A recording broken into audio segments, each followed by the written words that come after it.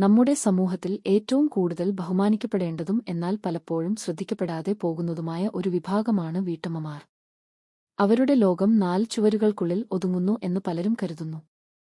എന്നാൽ ആ ലോകത്തിനകത്ത് അവർ അനുഭവിക്കുന്ന സന്തോഷങ്ങളും അതിലേറെ വെല്ലുവിളികളും പോരാട്ടങ്ങളും നിരവധിയാണ്.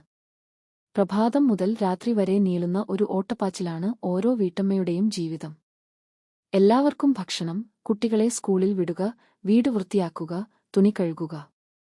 ലിസ്റ്റ് നീളുന്നു.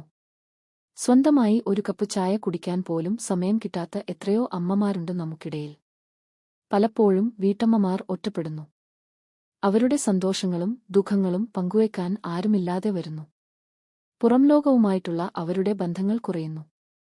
ഇത് മാനസികമായി വലിയ ബുദ്ധിമുട്ടുകൾ അവരിൽ ഉണ്ടാക്കാറുണ്ട്.